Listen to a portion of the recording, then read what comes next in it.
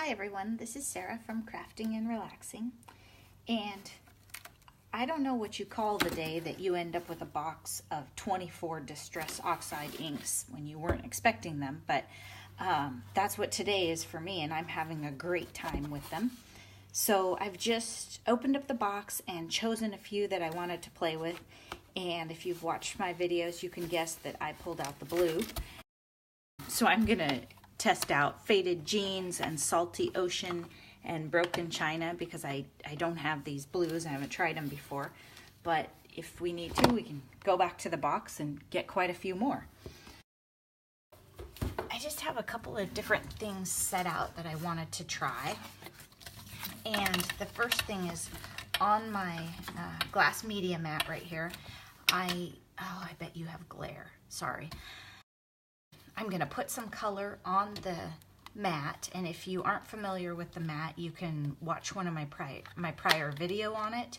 It's a Tim Holtz product, and it's essentially designed to be your multimedia mat, and it has this white section over here that has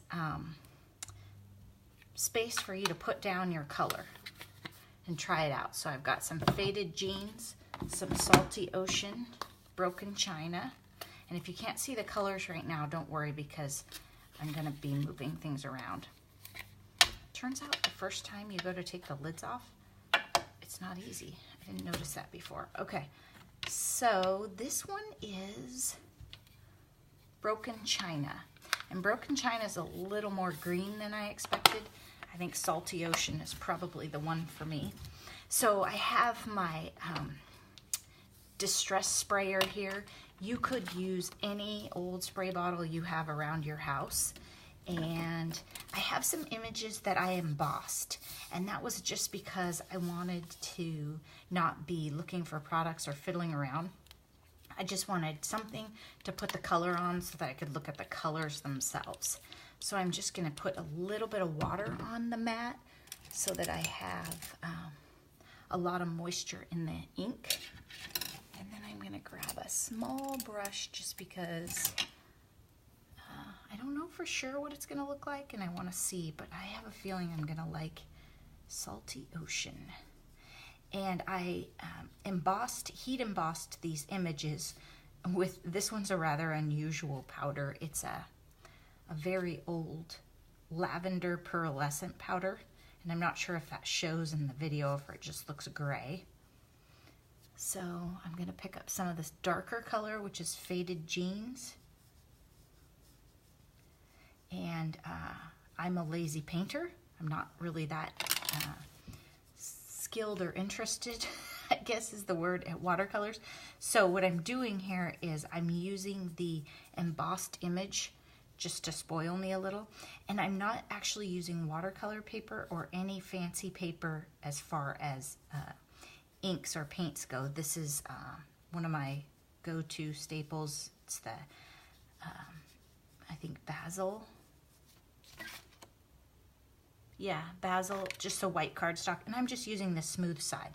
And I do have some watercolor paper I could experiment with later, and I also have some very inexpensive smooth cardstock that I use to cut images with the Silhouette Cameo, so that might be a way to go too.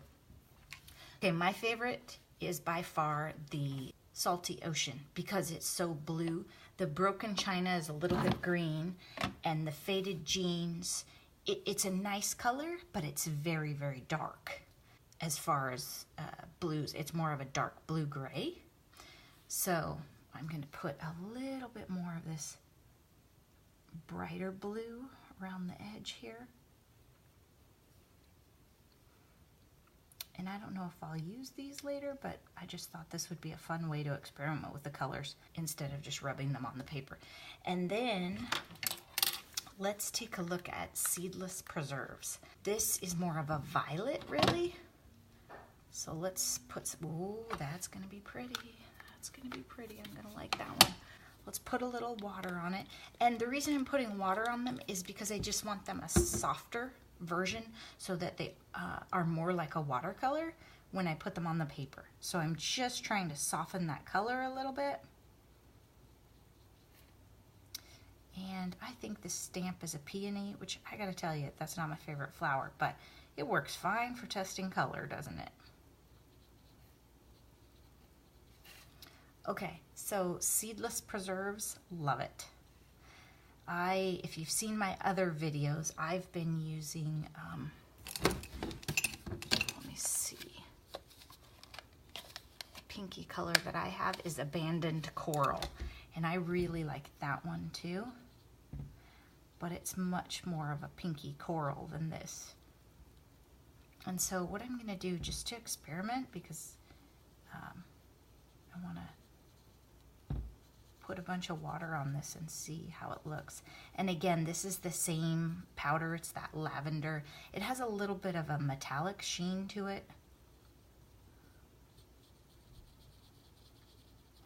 And I think that I was trying to be careful since this isn't a real fancy watercolor paper, but I just wanted to experiment. This is a great color because you can do Seedless Preserves. The package, if you look at these, that's one thing I commented on in another one of my Distress Oxide videos.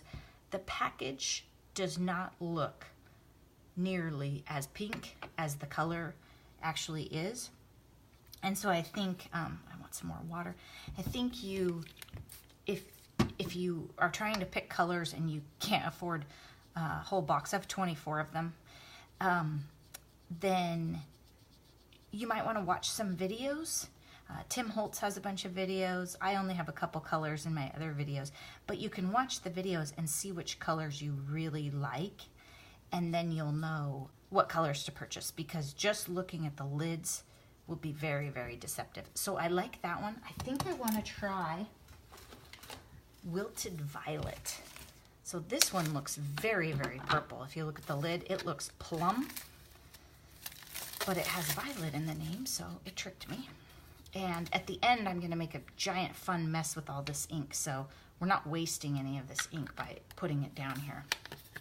Okay, so that one is a lot more purple. A lot more purple.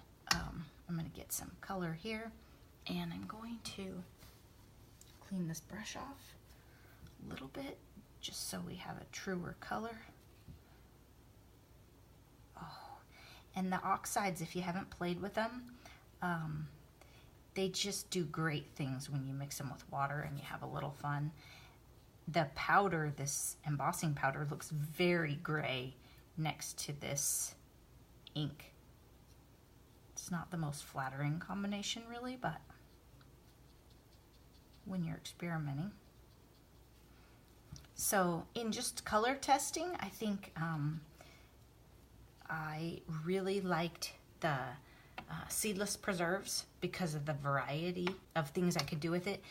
But I am a purple fan, so I would probably want a truer purple, and I would go with the Wilted Violet. And I mean, really, you can make your flowers whatever colors you want. I've been known to do plenty of blue flowers. So I'm just gonna add a little more water because I wanna see what this does. There's some iridescence on the paper too that's making it a little tricky because it comes from the powder. Yeah, those are fun colors, a lot of fun. So what I'll probably do with these is just let them dry and then use them as various images on cards. Cut them out very carefully, also known as fussy cutting, and then use them. So I don't know if you can see how fun that is with that powder. And it's really interesting because with Distress Oxides, when you look at this flower, you wouldn't really think about the fact that that's only 2 colors of ink. So you can do a lot of different things with not very much going on. Some other colors that I have sitting here that I definitely want to play with, and I've seen a lot of videos. I think it's Jennifer McGuire. She uses some of these colors together over and over, and I just love them.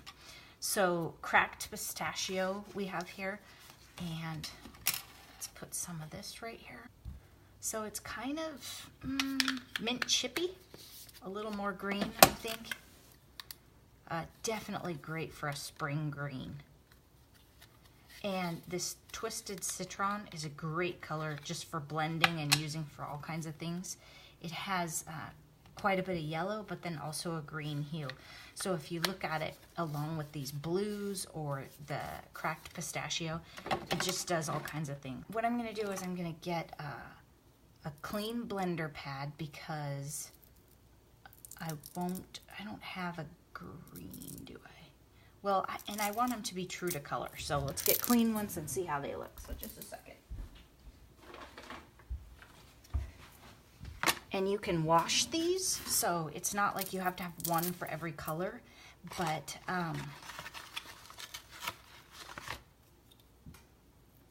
since I haven't used some of these colors before, so I'm gonna take, actually I'm gonna work off the pad for this.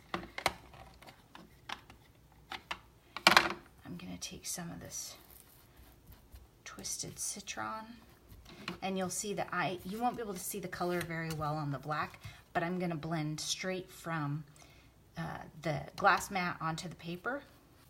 You can see it's like a fun spring green. Oops, I gotta get this leveled off a bit. And as I said before, I am no expert blender. You know, you should do it a little softer and come in at an angle. But how fun is that color? Okay, so you can see that's the Twisted Citron and the color that it looks. And like I said before, it's kind of a yellowy green. Terrible blending job. Don't hold that against me. Okay, and I want to see, let's put some faded jeans on that. I didn't really get much water in the faded jeans, so we'll just see how it goes. Oops. Take it right off the mat.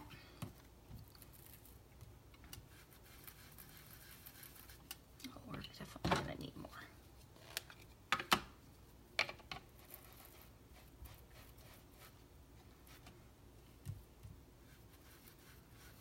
Okay, this makes a gorgeous border. We'll get this evened out a little, and then so part of the reason that I'm not getting real even coverage is because I'm not taking the time to load up the sponge evenly.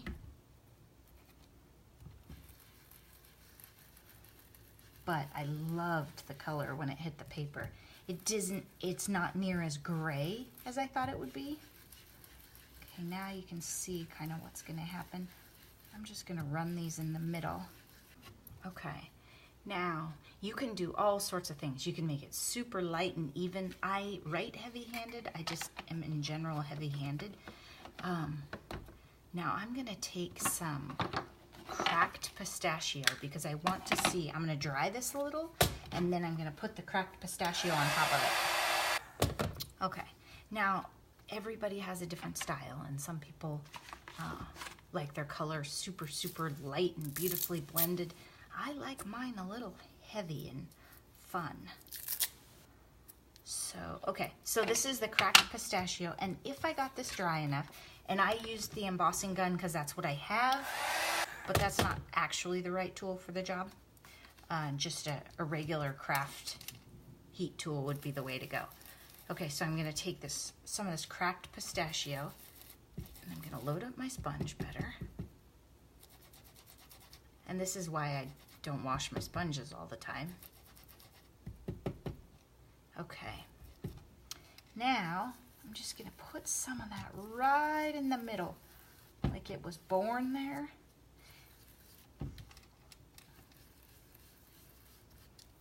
And you can kind of see how that color layered up. I don't know if on the video you can tell, but there are areas where the cracked pistachio is just sitting there right on the top. So it has that bright green color. That would be something to think about when you are making your background paper, about how you were going to stamp on it or what you were going to do. You know, just like any other background, as you ink up your stuff, be sure to think about the final product and where you want your deepest color. I'm just going to put a little bit more of this down here. I have blue on my fingers, so I need to be careful about what I touch. And I'm just going to take some of this ink that was sitting here and put it right here.